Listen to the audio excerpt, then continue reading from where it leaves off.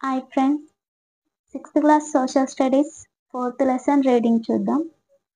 డోకూరు పీఠభూమిలో ఒక గ్రామం. గత పాఠంలో కృష్ణా డెల్టా ప్రాంతంలో సమృద్ధిగా నీళ్లు, సారవంతమైన నేలలు ఉన్న ఒక గ్రామాన్ని చూసాము. వర్షపాతము, సాగునీటి సౌకర్యాలు అంతగా లేని సారవంతం కాని నేలలు ఉండే మరొక ఊరిలో జీవితం ఎలా ఉంటుందో ఊహించుకోండి.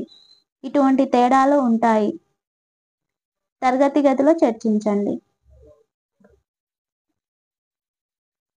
దక్కన్ పీఠభూమి మూడవ అధ్యాయంలో పటం 1లో తెలంగాణ భూస్వరూపాలని చూడండి.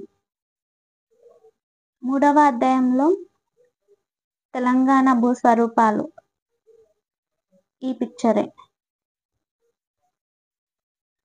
తెలంగాణ రాష్ట్రం ప్రధానంగా పీఠభూమి అని గమనిస్తారు. అదే అధ్యాయంలోని పటం 2తో దీనిని పోల్చండి. ఈ ప్రాంతం అంతా విస్తృత దక్కన్ పీఠభూమిలోని భాగమని చూస్తారు. దక్కన్ పీఠభూమికి ఒక వైపున పశ్చిమ కనుమలు, మరొక వైపున తూర్పు కనుమలు ఉన్నాయి. సముద్ర తీర మైదాన ప్రాంతాలతో పోలిస్తే దక్కన్ పీఠభూమి ఎత్తులో ఉంది. ఈ పీఠభూమిలో పశ్చిమ వైపు నుంచి తూర్పుకి వాలు కలిగి ఉంది. ఈ ప్రాంతాన్ని అర్థం చేసుకోవడానికి మహారాష్ట్ర, తెలంగాణ, ఆంధ్రప్రదేశ్ రాష్ట్రాలలో ప్రవహించే గోదావరి నది మార్గాన్ని గమనించండి. కృష్ణా డెల్టా ప్రాంతాల మాదిరి చదునుగా కాకుండా పీఠభూమిలో చిన్న కొండలు, పర్వత శ్రేణులు, గుట్టలు ఉండి వాటి మధ్య చదును భూములు ఉంటాయి. ఫలితంగా నివాస ప్రాంతం, సాగుభూమి చిన్న చిన్న విస్తీర్ణాల్లో మాత్రమే సాధ్యమవుతాయి. ఈ ప్రాంతం రాళ్లమయంగా ఉండి మట్టి పొర చాలా పలచగా ఉంటాయి. పీఠభూమిలో మరొక ముఖ్యమైన అంశం వర్షపాతం తక్కువగా ఉంటుంది. ఇటువంటి కష్టమైన ప్రాంతాల్లో ప్రజలు ఎలా ఉంటారో తెలుసుకోవాలి అనుకున్నాము. తెలంగాణ పీఠభూమిలోని మహబూబ్నగర్ జిల్లాలోని డోకూరు గ్రామం సందర్శించి అధ్యయనం చేశాము. డోకూరు గ్రామం దేవరకద్ర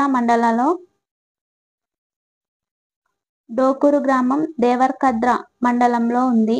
ఇది మహబూబ్నగర్ పట్టణానికి సుమారు 25 కిలోమీటర్ల దూరంలో ఉంది. ఈ గ్రామం పాత పేరు డోకూరు. బందిపోటు అనే అర్థమున్న డాకు పదం నుంచి ఈ పేరు వచ్చింది. చాలా సంవత్సరాల క్రితం ఈ గ్రామం చుట్టుపక్కల అడవుల్లోని దట్టమైన పొదల్లో తేలికగా దాచుకోగలగటంతో బందిపోటు ముఠాలు ఇక్కడ నివసించేవి. ప్రస్తుతం ఈ ఊరిని డోకూరు అంటున్నారు. డోకూరు గ్రామానికి ప్రవేశం. గ్రామ పంచాయతీ డోకూరు. డోకూరు గ్రామ చిత్తుపటం.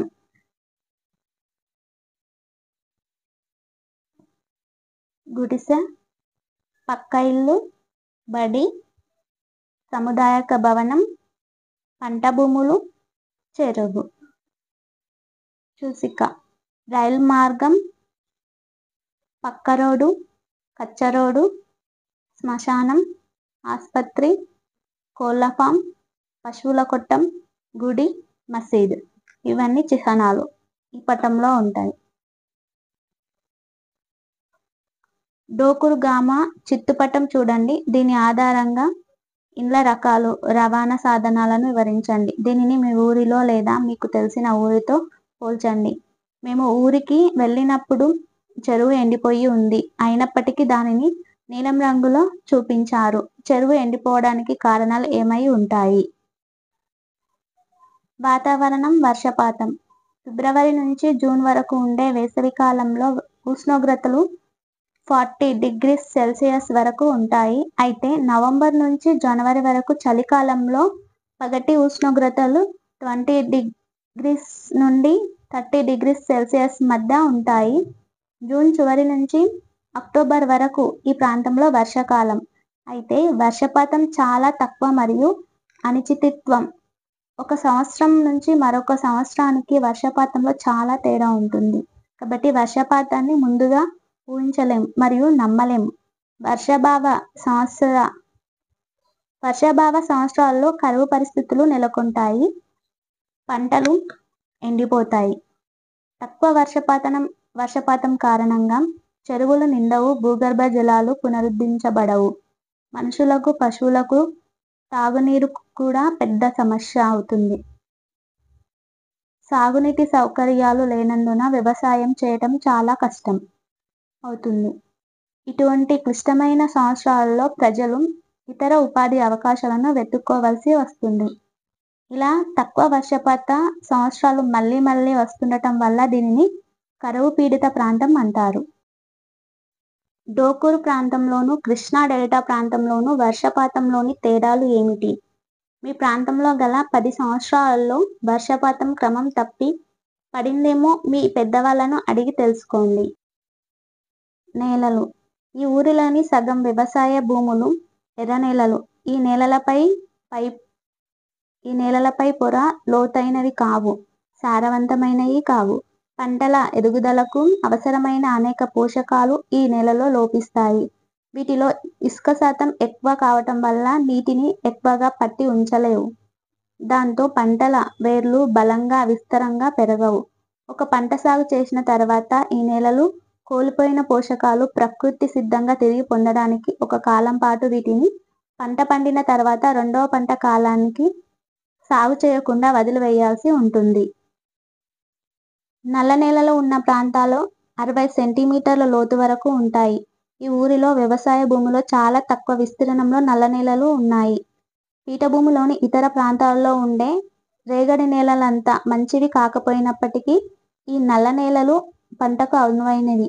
ఈ నల్ల నేలలు సారవంతమైనవి, తేమను ఎక్కువ కాలం నిల్వ చేసుకోగలవు కాబట్టి పంటలు ఎక్కువ కాలం నిలదొక్కుంటాయి. ఈ నేలలు తడిగా ఉన్నప్పుడు బంకగాను, ఎండినప్పుడు చాలా గట్టిగాను ఉంటాయి. ఈ నల్ల నేలలు చాలా ఉత్పాదకత కలిగి ఉంటాయి. చవుడు,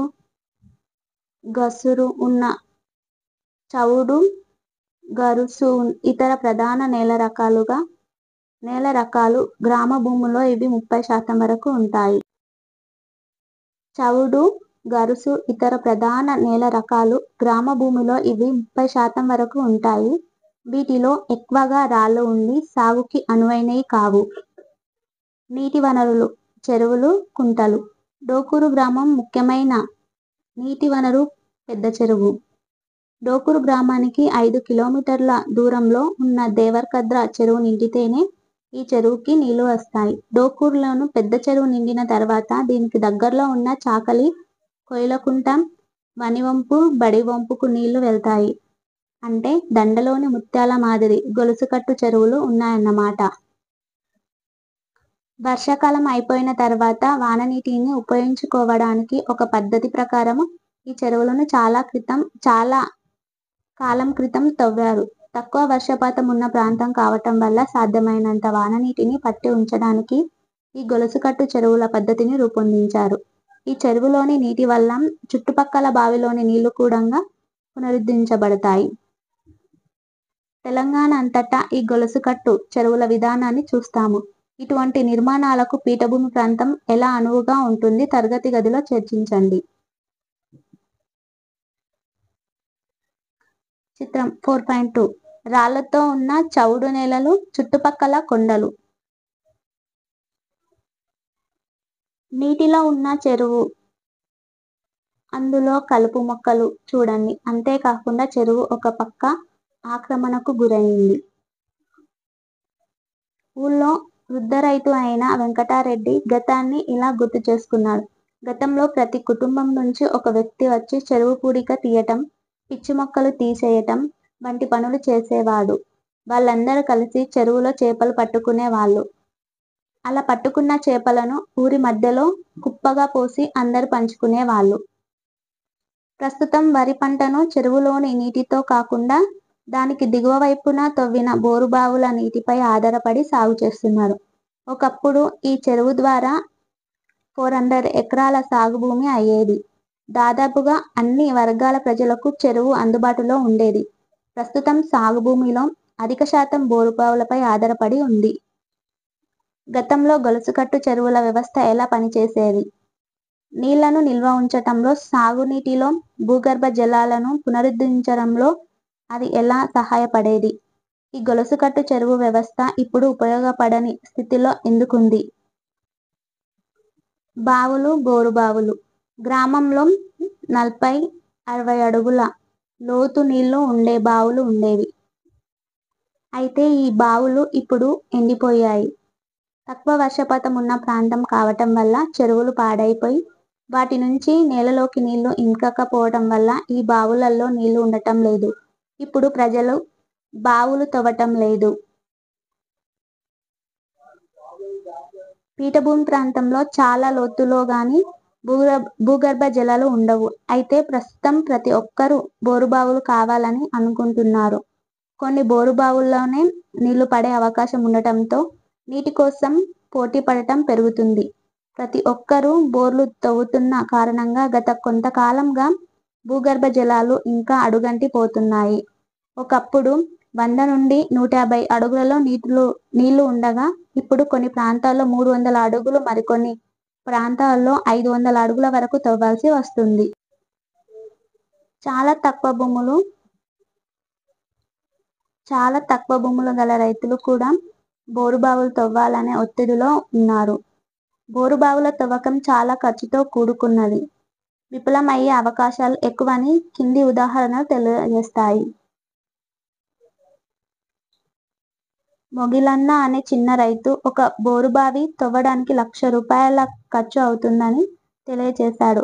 అతడు 4 బోరుబావులు తవ్వగా ఒకదాంట్లో మాత్రమే నీళ్లు పడ్డాయి.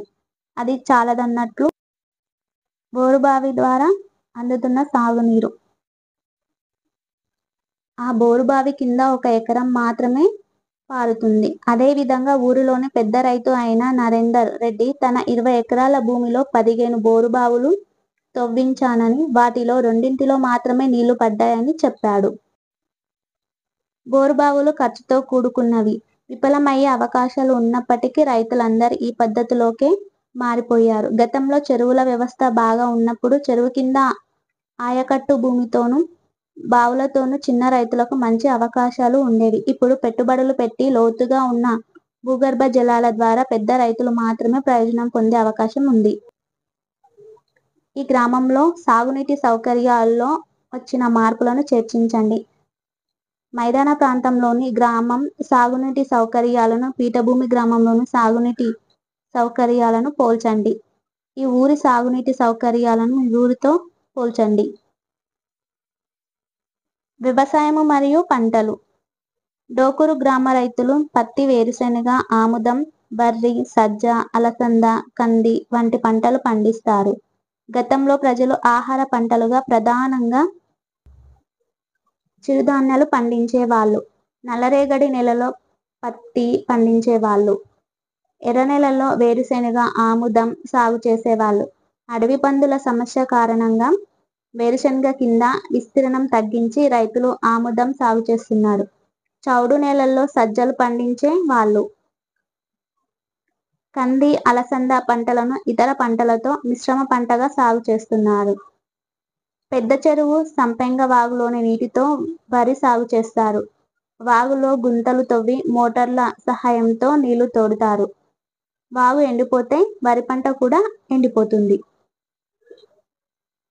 అక్టోబర్, జనవరి నెలల మధ్య రబీ పంటగా బోరుబావులపై ఆధారపడి వరి, వేరుశెనగ సాగు చేస్తారు.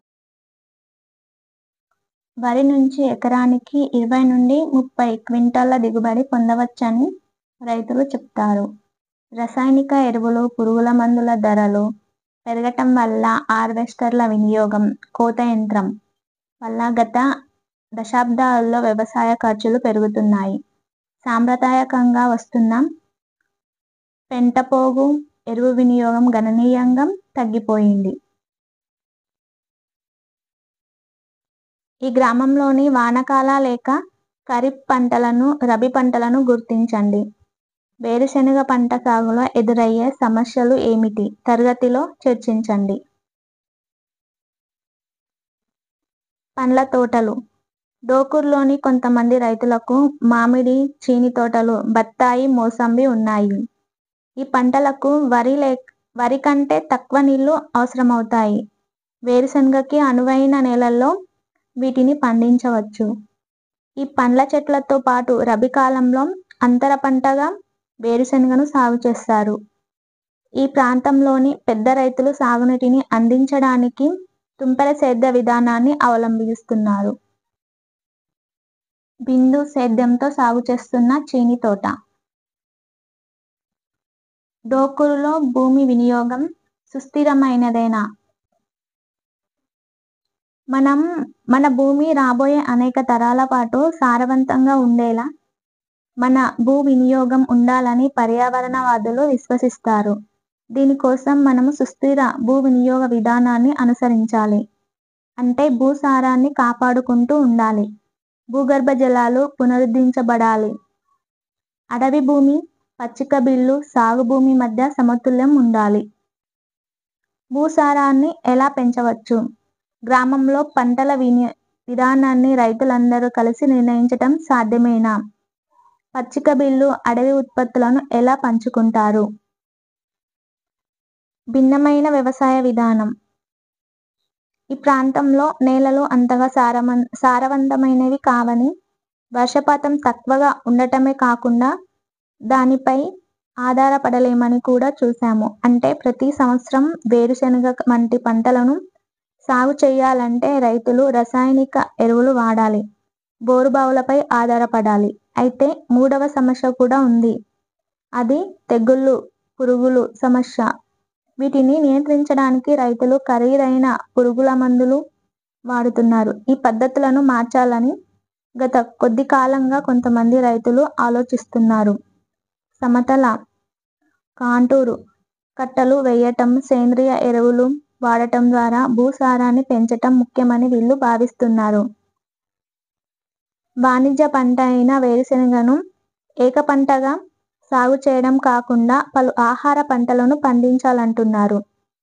పాత చెరువులను, నీళ్లు వచ్చే కాలువలను బాగు చేయడం ద్వారా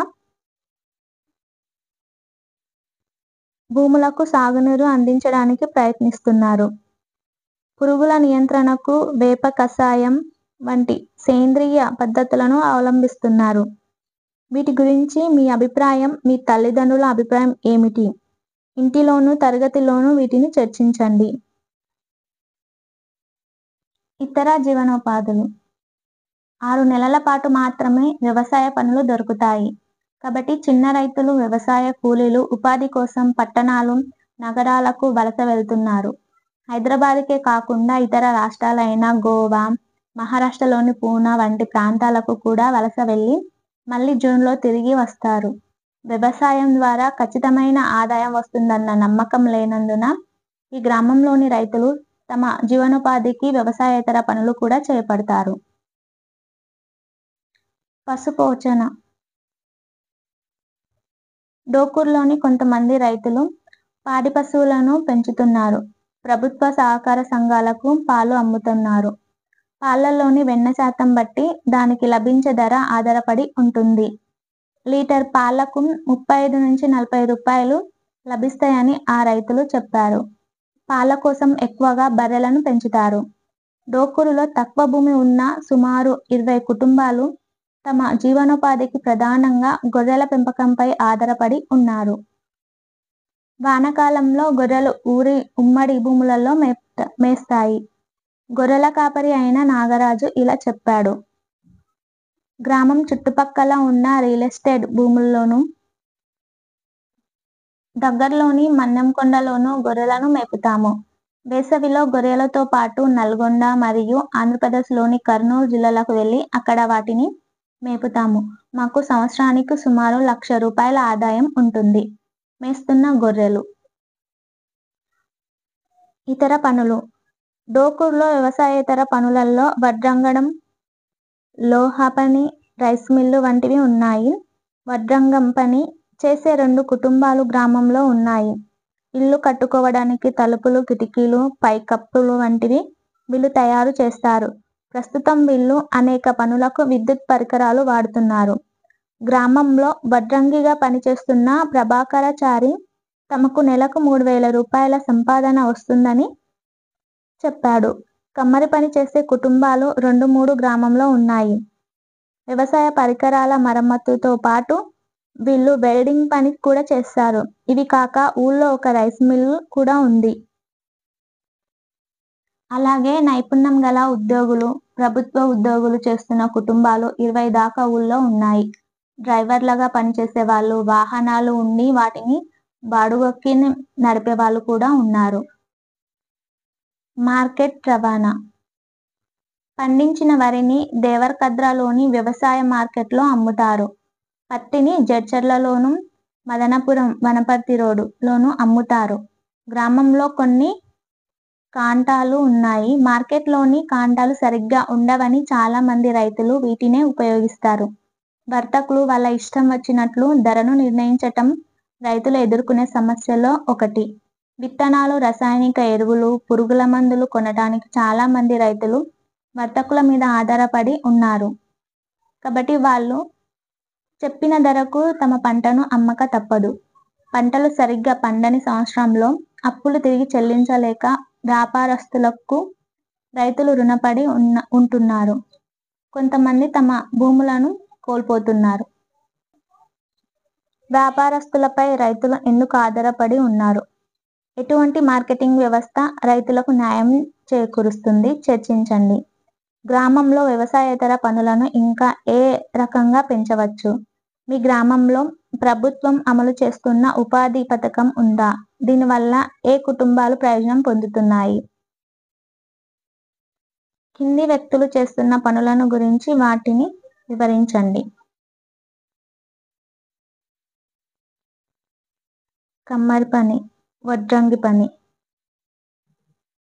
బుట్టలల్లటం. గ్రామ నివాస ప్రాంతం. 2011 జనాభా గణన ప్రకారం ఈ గ్రామంలో 570 కుటుంబాలు ఉన్నాయి. మొత్తం జనాభా 3400. ఇందులో వివిధ కులాలకు చెందిన 350 కుటుంబాలకు ఊళ్ళో ఎక్కువ భూమి ఉంది. మిగిలిన 220 కుటుంబాలు ఈ ఊళ్ళో చుట్టుపక్కల ఊళ్ళల్లో కూలి పనులపై ఆధారపడి ఉన్నాయి. వీళ్ళకి అర ఎకరం కంటే తక్కువ భూమి ఉంది. వీళ్ళందరూ వ్యవసాయ కూలీలు. వీళ్ళు వలసలు కూడా వెళతారని ఇంతకుముందు తెలుసుకున్నాము. భూమి ఉన్న 350 కుటుంబాలలో 30 ఎకరాల భూమి ఉన్న పెద్ద రైతులు 3-4 ఉన్నారు. అధిక శాతం రైతులకు అర ఎకరం నుంచి 5 ఎకరాల లోపు భూమి ఉంది. అంటే రైతులలో అధిక శాతం చిన్న రైతులే. గతంలో ఇళ్ళు మట్టి గోడలతో, పెంకులతో వేసిన కప్పులతో ఉండేవి. ఇళ్లకు కలాప అంతగా ఉపయోగించే వాళ్ళు కాదు. కొత్తగా కడుతున్న ఇళ్లల్లో ఇటుక, ఇనుము, కాంక్రీటు ఉపయోగిస్తున్నారు. దగ్గరలోని క్వారీల నుంచి రాయి, మట్టి తేలికగా దొరుకుతున్నాయి. పేదవాళ్ళ ఇంటి కప్పులు లేదా రేకులతో కప్పి ఉంటాయి. గ్రామంలోని చాలా ఇళ్లకు విద్యుత్ సౌకర్యం. గతంలో డోకూరు గ్రామ ప్రజలు తాగునీటికి బావులపై ఆధారపడేవాళ్ళు. ప్రస్తుతం బోరు పంపులతో నీళ్లు టాంకీలోకి ఎక్కించి తాగునీటిని పంపుల ద్వారా సరఫరా చేస్తున్నారు. 2 రోజులకు ఒకసారి ఈ మంచి నీళ్లు వస్తాయి. ప్రభుత్వ సంస్థ ద్వారా ఏర్పాటు చేసిన పంపులు అన్ని ఇళ్లకు ఉన్నాయి. రోడ్లు, అంగళ్ళు. కిరాణా, కోడి మాంసం, కూరగాయలు, పాన్ వంటివి అమ్మే అంగళ్ళు కొన్ని ఊళ్ళో ఉన్నాయి. మహబూబ్నగర్ నుంచి డోకూరు బస్ సౌకర్యం ఉంది. NH-44కి కలిపే దేవరకద్ర నుంచి వనపర్తికి వెళ్లే కొన్ని బస్సులు డోకూరు మీదుగా వెళతాయి. గ్రామస్తుల్లో అధిక శాతం షేర్ ఆటోలో ప్రయాణం చేస్తారు. ఊరికి ఉత్తరం వైపున ఒక రైల్వే స్టేషన్ ఉంది. అక్కడ 3 ప్యాసింజర్ రైళ్లు ఆగుతాయి. మార్కెట్లోని కొన్ని దృశ్యాలు.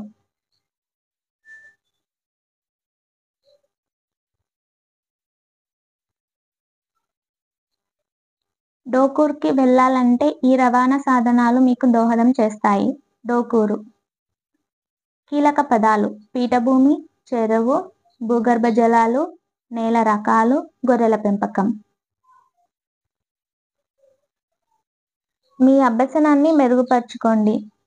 ఫస్ట్ క్వశ్చన్: కృష్ణా డెల్టా మరియు పీఠభూములలోని బోరుబావులలో నీటి లభ్యతను పోల్చండి. సెకండ్, పెనుమకూరు, డోకూరులలో పంటల సరళిలో మార్పులను పోల్చండి. థర్డ్, డోకూరు వంటి గ్రామాలలో వ్యవసాయం లాభసాటిగా ఉంటుందా? 4, ఈ ప్రాంతంలో వర్షపాతం పెరిగితే గ్రామంలో ఎటువంటి మార్పులు వస్తాయి? 5, మీ ఊళ్ళో ఏ వ్యవసాయేతర పనులు ఉన్నాయి? ఒక దాని గురించి వివరాలు సేకరించండి. 6, కింద పేర్కొన్న వాటి గురించి ఒక వాక్యంలో వివరణ ఇవ్వండి. క్రమసంఖ్య, అంశం, డోకూరు. నేలలు, నీళ్లు, పంటలు, మార్కెట్, పనులు ఆర్ వృత్తులు. 7, 65వ పేజీలోని 1వ పారా మన భూమి రాబోయే డాష్ని చదివి మీ పారాగ్రాఫ్ రాయండి.